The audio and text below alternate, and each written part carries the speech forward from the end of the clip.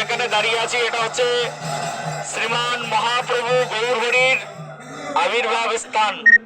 বলে গৌরাঙ্গ ভগবান কি, স্বয়ং ভগবান শ্রী গৌরাঙ্গ মহাপ্রভুর আবির্ভাব ভূমিতে, তার জন্মভূমিতে আমরা সবাই মিলে এখন দাঁড়িয়ে রয়েছি। ভালো লাগছে না খারাপ লাগছে? ভালো লাগলে সবাই বলে একবার গৌরাঙ্গ, গৌরাঙ্গ ভগবান কি। আমরা আমাদের শ্রী গুরুদেবের সঙ্গে এই নবদ্বীপ ভ্রমণ করছি।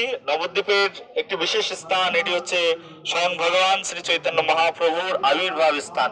আর সেই আবির্ভাব স্থানে আমরা সবাই এখন অবস্থান গ্রহণ করছি। অনেক অনেক জন্মের ভাগ্যের ফলে এই মহাপ্রভুর আবির্ভাব স্থানে আসার সৌভাগ্য মেলে। তাছাড়াও গুরুদেবের সঙ্গে ভক্ত সঙ্গে আগমন সবার কপালে হয় না। যদি মহাপ্রভু চাই তাহলে তাকেই শুধুমাত্র এই নবদ্বীপ ধামে নিয়ে আসে।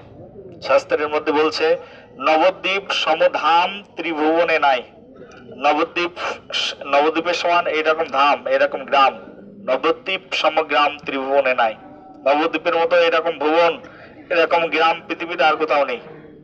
তিনটে ভুবনের মধ্যে পাওয়া যায় না। তো সেই নবদ্বীপে আমরা এখন সবাই রয়েছি, অবস্থান গ্রহণ করছি। এই যে গাছতলায়, এই যে নিম গাছ, এখানেই স্বয়ং মহাপ্রভু তিনি আবির্ভূত হয়েছিলেন। আর এখানেই আবির্ভূত হয়ে মহাপ্রভু সারা পৃথিবীতে হরিনাম প্রচার করেছিলেন। সেই দিব্য নবদ্বীপ ধামে আমরা এখন পরিক্রমায় বেরিয়েছি শ্রী গুরুদেবের সঙ্গে। তো আমরা এই পরিক্রমা করে আমরা শ্রী বিগ্রহ শ্রী ভগবানকে দর্শন করব, মন্দিরের দর্শন করে তারপরে আমরা যে আজকে ক্লাস করব। সবাই বলো রাধে রাধে, বলো গৌরাঙ্গ ভগবান কি,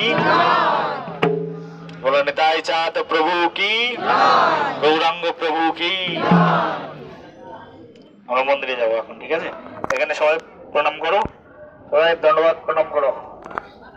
কোন দিকে ফিরে করছো? এইদিকে ফিরে দাঁড়িয়ে আছিস না? ভগবানের দিকে পিছন দিকে দাঁড়ায়।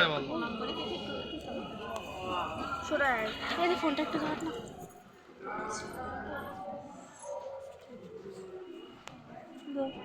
ফোনটা একটু ধর।